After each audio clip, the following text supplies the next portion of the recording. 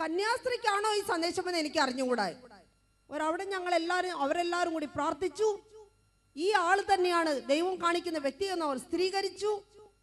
ഈ കാര്യം അവർ എന്നെ ഏൽപ്പിക്കുകയുണ്ടായി. ഞാൻ ചില ദിവസങ്ങളായിട്ട് സിസ്റ്ററിനെ കാണുവാനായിട്ട് തിരഞ്ഞു നടക്കുകയായിരുന്നു, ഈ കാര്യം എങ്ങനെ അവതരിപ്പിക്കണമെന്ന് അറിയാതെ. അതുകൊണ്ടാണ് ഞാൻ സിസ്റ്ററിനെ കാണുവാൻ വന്നിരിക്കുന്നത്. സിസ്റ്റർ ദയവായി ഒരു ദിവസം ഞങ്ങളുടെ പ്രാർത്ഥനാ ഗ്രൂപ്പിൽ വന്ന് സംബന്ധിക്കാമോ? ഞാൻ എൻ്റെ 2 മാസം മുമ്പുള്ള ജീവിതത്തിലായിരുന്നെങ്കിൽ ഉടനെ നോ എന്ന് പറഞ്ഞ് ഒഴിയുന്ന വ്യക്തിയായിരുന്നു. പക്ഷേ ഈ 2 മാസം എൻ്റെ ജീവിതത്തിലുണ്ടായ ഉലച്ചൽ, ദൈവത്തിന്റെ വാക്കുകൾ കേട്ട്, സന്ദേശം കേട്ട് ഞാൻ കുടഞ്ഞു മറിഞ്ഞ അവസ്ഥയിൽ അനുഭവിച്ച വേദനകൾ, എൻ്റെ മനസ്സിന്റെ ഭാരങ്ങൾ, ഒരു പക്ഷേ ദൈവം കേട്ട് എനിക്ക് വേണ്ടി ഒരവസരം ഒരുക്കി തന്നതായിരിക്കാം ഇത് എന്ന് പറഞ്ഞുകൊണ്ട്, ഞാൻ നോക്കട്ടെ എന്ന് പറഞ്ഞുകൊണ്ട് ഞാൻ അകത്തേക്ക് പോവുകയുണ്ടായി. എൻ്റെ മദറിൻ്റെയോ എൻ്റെ സഭയുടെ അനുവാദമില്ലാതെ ഒന്നും ചെയ്യാൻ ഞാൻ ആഗ്രഹിച്ചില്ല. മദറിനോട് ഞാൻ അനുവാദം ചോദിച്ചു. ഞാനൊരു പ്രാർത്ഥനയ്ക്കായിട്ട് ഒരു സ്ഥലം വരെ പോയിച്ചു വരുന്നു. മദർ അനുവാദം കൊടുത്തു. എവിടെയാണെന്ന് അവർക്ക് അറിഞ്ഞുകൂടാ. ഒരുപക്ഷെ ഒരു സാധാരണ ഇതുപോലുള്ള ബ്രദേഴ്സ് സിസ്റ്റേഴ്സ് പ്രാർത്ഥിക്കുന്ന സ്ഥലത്താണെങ്കിൽ ഒരുപക്ഷെ ഞങ്ങൾ സിസ്റ്റേഴ്സിനെ അനുവദിക്കുകയില്ല. ഒരു സിസ്റ്ററായി ഫാദറായി ജീവിക്കുന്ന ഒരുവർ ഒരു സാധാരണ സഹോദരനെയോ സഹോദരിയുടെയോ വീട്ടിൽ പ്രാർത്ഥനയ്ക്ക് പോകുക എന്നുള്ള ഒരു സാധാരണ കാര്യമല്ല.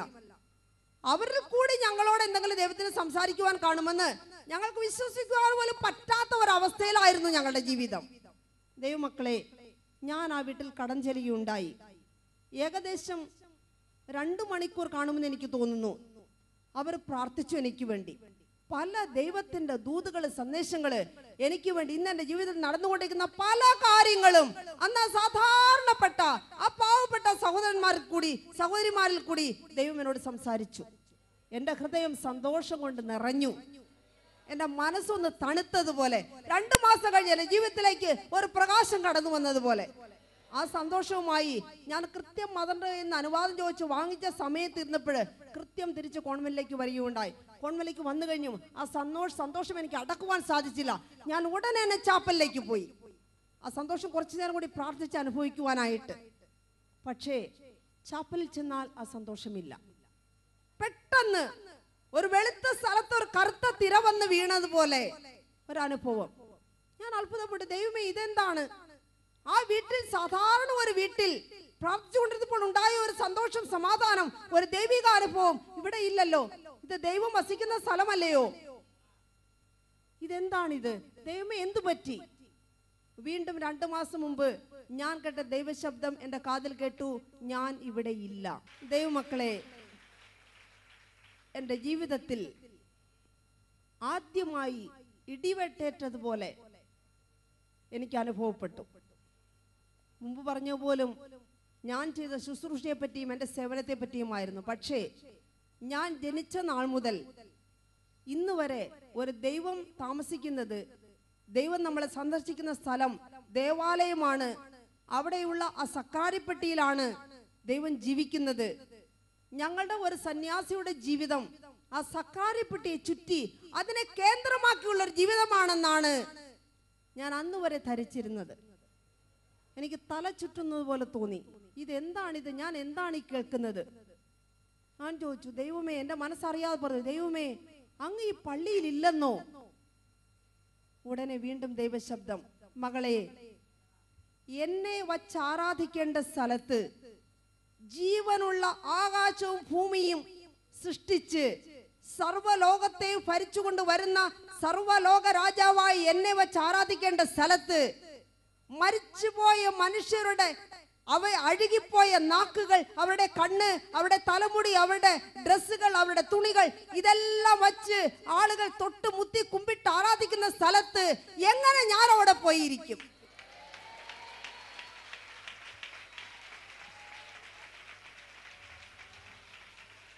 ഇത് പറഞ്ഞപ്പോൾ എൻ്റെ കണ്ണുമുമ്പിൽ കൂടി ഒരു ഫിലിമിൽ കടന്നു പോകുന്ന പോലെ ഒരു സംഭവങ്ങൾ കടന്നുപോയി. എന്താണെന്നോ, പാതുവായിൽ ഞാൻ സന്ദർശിക്കുവാൻ പോയ അന്തോനീസ് പുണ്യവാളന്റെ ആ പള്ളിയിൽ അവിടെ വച്ചിരിക്കുന്ന ഒരു വലിയ ഒരൾത്താര. ആ അൾത്താരയിൽ വച്ചിരിക്കുന്ന കാര്യങ്ങൾ എല്ലാം എൻ്റെ കണ്ണിന്റെ മുമ്പിൽ കൂടി കടന്നുപോയി. അത് മുത്തുവാനായിട്ട് ഞാൻ വരിയായിട്ട് ക്യൂവിൽ ചെന്ന് നിന്ന മണിക്കൂറുകൾ, നേരങ്ങൾ, നിമിഷങ്ങൾ. ഞങ്ങൾ പാതുകായിൽ പോകുമ്പോൾ അവിടെ വലിയൊരു പള്ളിയാണത്. അതിൽ പല പീഠങ്ങളുണ്ട്, അൾത്താരകളുണ്ട്. അതിൽ ഏറ്റവും പ്രധാനപ്പെട്ട അൾത്താരയിൽ സക്രാരിപ്പെട്ടിയും എല്ലാ പള്ളികളിലും ഉള്ളതുപോലെ ദൈവത്തിന്റെ സാന്നിധ്യം ഉണ്ടെന്ന് പറയുന്ന സക്രാരിപ്പെട്ടിയിൽ അവിടെ വച്ചിരിക്കും. പക്ഷെ അതിന്റെ ഒരു സൈഡിലുള്ള അൾത്താരയിലാണ് അന്തോണീസ് പുണ്യവാളന്റെ ഈ ബലിപീഠം. അവിടെ വലിയൊരു സ്വർണ്ണം കൊണ്ട് ഉണ്ടാക്കിയതുപോലെ ഒരു അൾത്താരയിൽ അരുളിക്കുമെന്ന് പറയപ്പെടുന്ന അന്തോണീസ് പുണ്യവാളന്റെ നാക്ക് 1200 വർഷത്തിൽ ജീവിച്ച ഒരു പരിശുദ്ധവാനാണ് അന്തോണീസ് പുണ്യവാളൻ. അങ്ങരുടെ നാക്ക് എന്ന് പറഞ്ഞ് നന്നായിട്ട് ഉണങ്ങി വരണ്ട ഒരു വസ്തു അവിടെ വെച്ചിട്ടുണ്ട്.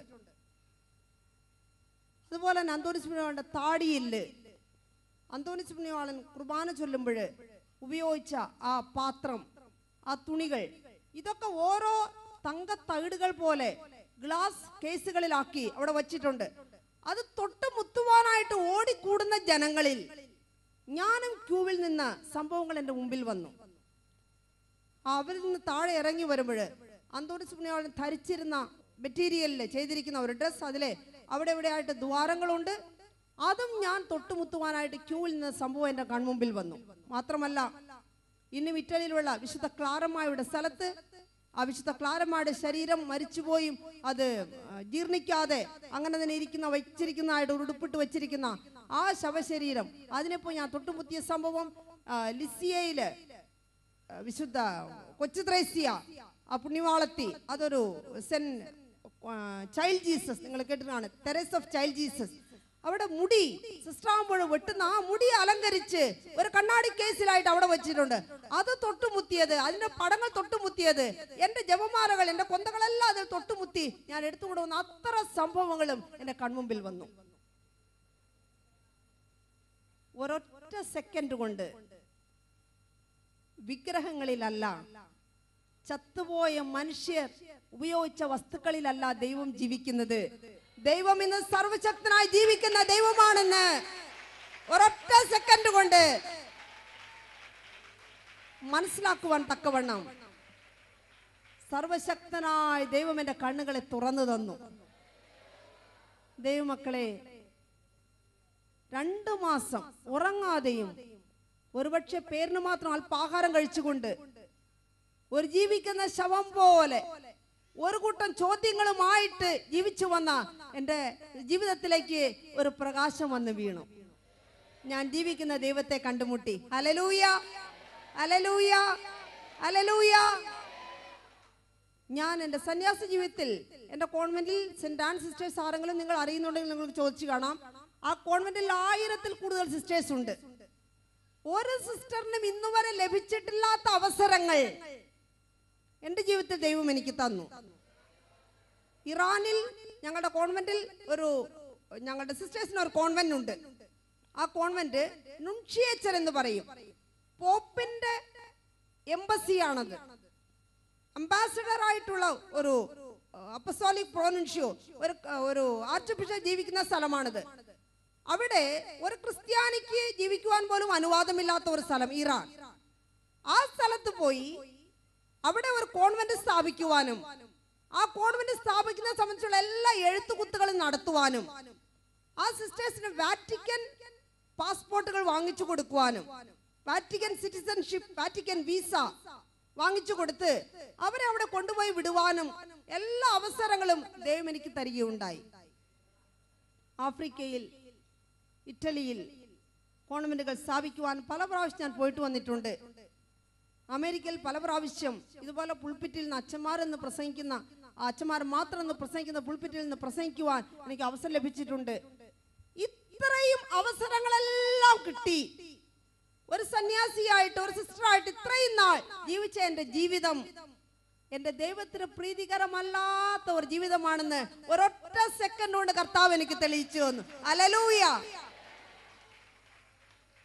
എന്റെ ദൈവത്തിന് മഹത്വം ഉണ്ടാകട്ടെ. ഇത് ലോകത്തിൽ ഒരു മനുഷ്യന് ചെയ്യാൻ പറ്റാത്ത ഒരു കാര്യം. ഒരു പ്രസിഡന്റോ, ഒരു ജനാധിപതി, ഒരു പ്രധാനമന്ത്രി ആരും എന്റെ ജീവിതത്തിൽ ചെയ്യുവാൻ സാധിക്കില്ല. കാരണം സാധാരണ ആരും പറയുന്നതെല്ലാം അപ്പാടെ വിശ്വസിക്കുന്ന ആളല്ല ഞാൻ. ദൈവം എന്റെ കണ്ണുകൾ തുറന്നു. ദൈവമക്കളെ, അത് കഴിഞ്ഞ് എൻ്റെ ജീവിതം ഒരു വ്യത്യാസപ്പെട്ട ജീവിതമായിരുന്നു. ഞാൻ പ്രാർത്ഥിക്കുന്ന വ്യക്തികളുമായിട്ട് ബന്ധപ്പെടുവാൻ തുടങ്ങി. അവരെന്നോട് പറഞ്ഞു, സിസ്റ്റർ